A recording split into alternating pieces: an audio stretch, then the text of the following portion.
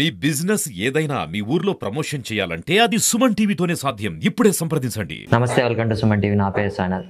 చాలామంది దేవుడి ఫోటో స్టేటస్గా పెడితే వాళ్ళ జీవితం మారుతుందని అనుకుంటున్నారు. అది నిజమో కాదో పంతుని అడిగి తెలుసుకున్నాను. నమస్తే పంతులు గారు. చాలామంది ఈ మధ్య దేవుడి ఫోటో స్టేటస్గా పెడుతున్నారు. వాళ్ళ జీవితం నిజంగానే మారుతుందంటారా?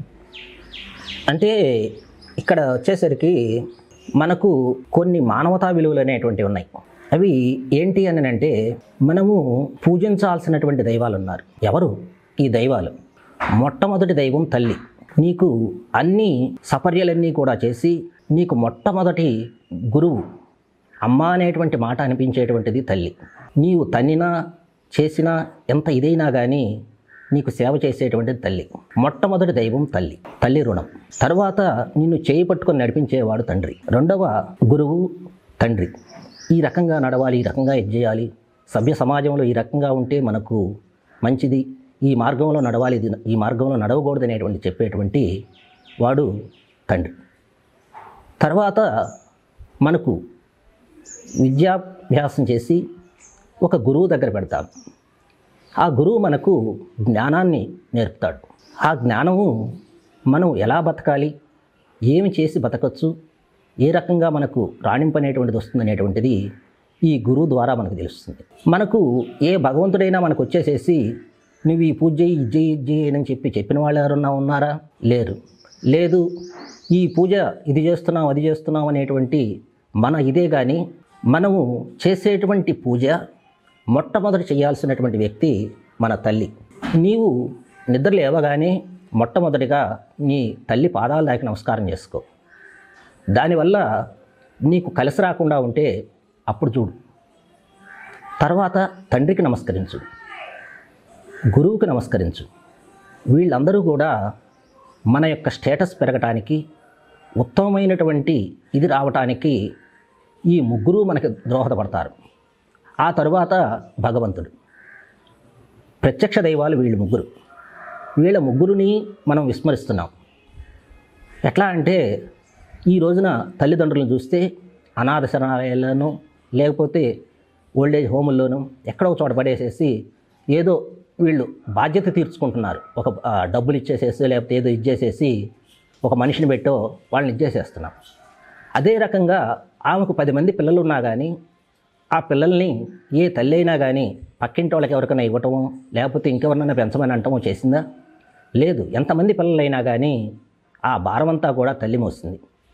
తల్లికి బిడ్డలు భారం కావటం లేదు, కానీ బిడ్డలకు మాత్రం తల్లి చాలా భారంగా తయారవుతుంది. తండ్రి అలానే భారం అవుతున్నారు. మనం మొట్టమొదట పూజించాల్సినటువంటి దైవం అనేటువంటి వాళ్ళు ఎవరైనా ఉంటే, మనం పెట్టుకోవాల్సిన స్టేటస్లు ఏమైనా ఉంటే మన తల్లి తండ్రి ఫోటోలు పెట్టుకోవాలి. వాళ్లకు మనం సేవ చేయాలి ప్రతిరోజు కూడా. ఒకవేళ వాళ్ళు లేరనుకోండి, లేనప్పుడు వాళ్ళకి వచ్చేసేసి రోజు ఒక పిడికడి అన్నం ఆ కాకి గనక పెట్టినట్టయితే అది ఆ పితృదేవతలకు చేరి వాళ్ళ యొక్క ఆశీస్సులు మన మీద ఉండి, ఆ ఆశీస్సులతోటి మనము ఎలాంటి కార్యాన్నైనా ఎలాంటి విజయాన్నైనా సాధించడానికి మనల్ని వెన్నుతట్టి ముందరికి నడిపేటువంటి శక్తులు ఈ తల్లి తండ్రి. వాళ్ళ రక్తాన్ని పంచుకొని పుట్టినటువంటి వాళ్ళం కాబట్టి వాళ్ళు ఎప్పుడూ కూడా మా బిడ్డలు బాగుండాలి, వాళ్ళు క్షేమంగా ఉండాలి, చెయ్యాలి అని కోరుకునేటువంటి మొట్టమొదటి వ్యక్తులు ఎవరైనా ఉన్నారు అని అంటే ఈ ప్రపంచంలో తల్లి తండ్రి తప్ప ఇంకెవరూ ఉండరు. ఆ తరువాత గురువు మనకెంతో జ్ఞానాన్ని ప్రసాదిస్తాడు. ఆయనకు తెలియనటువంటి విషయాలు కూడా వేరే చోట నుంచి తెలుసుకొని అవి తెచ్చి మనకు అప్పగిస్తాడు. ఒక గురువు కనపడ్డప్పుడు మనం ఆయనకు నమస్కరిస్తే మనము ఆయన దగ్గర నుంచి పొందినటువంటి జ్ఞానానికి ఒక ప్రతిఫలం ఇచ్చినట్టు. అదే గురువు కనపడ్డప్పుడు మనము కాలు మీద కాలు వేసుకుని కూర్చుంటాం. ఇది గురుద్రోహం. చాలా విపరీతమైనటువంటి దోషాలు ఎందుకు వస్తున్నాయి అని అంటే, తల్లి తండ్రి గురువు ద్వారానే మనము చాలా ఇబ్బందులు పడుతున్నాం, చాలా రకాలుగా పీడింపబడుతూ ఉన్నాం. జనానికి తెలియనటువంటి చాలా సూక్ష్మమైనటువంటి విషయం. ఎప్పుడూ కూడా తల్లి తండ్రికి గౌరవం ఎవరిస్తారో, గురువుకి ఎవరు గౌరవం ఇస్తారో అలాంటి వాళ్ళు ఈ రోజున ఉత్తమోత్తమైనటువంటి పదవుల్లో ఉన్నారు, మంచి పలుకుబడి ఉన్నటువంటి స్థానాల్లో ఉన్నారు. కాబట్టి ఈ స్టేటస్ల్లో భగవంతుడి యొక్క ఫోటోలు పెట్టినంత మాత్రాన ఎలాంటి కలుసుబాటు రాదు, ఎలాంటి ఇది రాదు. ఇదంతా కూడా అపోహేను. అందరూ కూడా చేయాల్సినటువంటి పని ఏమిటయ్యా అని అంటే, తల్లిదండ్రి వాళ్ళు కనుకుంటే వాళ్ళకి సేవలు చేయండి.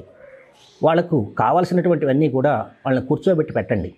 వాళ్ళకి కావాల్సింది ఏందా అని చెప్పి ఆలోచించండి. ఒకవేళ వాళ్ళు కనుక లేకపోతే వాళ్ళకి చేయాల్సినటువంటి కర్మలు, ఈ యొక్క పిండ ప్రదానాలు అట్లాంటివన్నీ కూడా చేయటం కానీ, లేకపోతే వాళ్లకు ఇచ్చేటువంటి గౌరవం కనుక మనం ఇచ్చినట్లయితే వాళ్ళ ఆశీస్సులు ఎప్పుడూ కూడా మన మీద ఉంటాయి. మనము ఈ రకంగా ఆలోచించుకొని దేవుడు వచ్చేసేసిన స్టేటస్ పెట్టుకున్నాను, నా జేబులో పెట్టుకున్నాను కాబట్టి ఆ కార్డు తీసుకొచ్చి నా జేబులో పెట్టుకున్నాను, లేకపోతే ఒక దేవుడి యొక్క ఉంగరం పెట్టుకున్నాను, నాకు ఆ భగవంతుడంతా కూడా ఆశీస్సులు ఇస్తాడు, లేకపోతే నేను రోజు కూడా గుడికి వెళ్తున్నాను చేస్తున్నాను అనేటువంటిది కాదు. మొట్టమొదట మనం గుడికి వెళ్ళినా ఎక్కడికి వెళ్ళినా కానీ మొట్టమొదట మనం పూజించాల్సినటువంటి దైవాలు తల్లి, తండ్రి, గురువు. ఈ ముగ్గురు తర్వాతని మిగిలినటువంటివి భగవంతుడిని మనం ఏ పూజ చేసినా మనకు ఫలితం వస్తుంది. కానీ ఈ ముగ్గురిని విస్మయించి మనం ఏ పూజ చేసినా కానీ అది మనకి ఫలితాన్ని ఇవ్వదు, ఇంకా పేడనేటువంటిది ఇస్తుంది. కాబట్టి అందరూ కూడా ఈ కలిమాయలో పడి చాలా ఇబ్బందులు పడుతూ ఉన్నారు.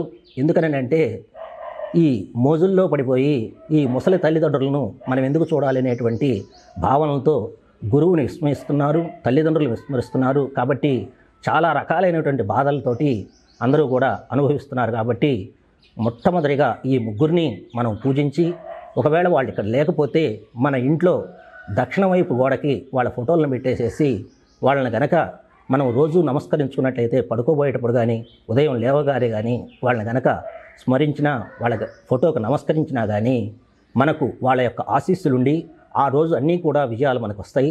దీంట్లో ఎలాంటి సంశయం లేదు. ప్రతి ఒక్కళ్ళు కూడా స్టేటస్ల్లో ఆ యొక్క తల్లిదండ్రులను పెట్టుకొని మీరు ఆ గురువుని పూజిస్తూ ఆ గురువు యొక్క ఆశీస్సులు పొందుతూ ఉత్తమోత్తమైనటువంటి ఈ యొక్క ఉత్తమగతులను పొందుతారని అందరికీ కూడా ఈ సుమన్ టీవీ ద్వారా తెలియజేస్తున్నాను. విన్నారు కదా, దేవుడి ఫోటో స్టేటస్గా పెడితే జీవితం మారుతుందో లేదో పంతులు గారు చాలా చక్కగా వివరించారు. ఇలాంటి మరిన్ని అప్డేట్స్ కోసం చూస్తూనే ఉండండి సుమన్ టీవీ. కెమెరామ్యాన్ తిరుపతిరావుతో సాయినాథ్.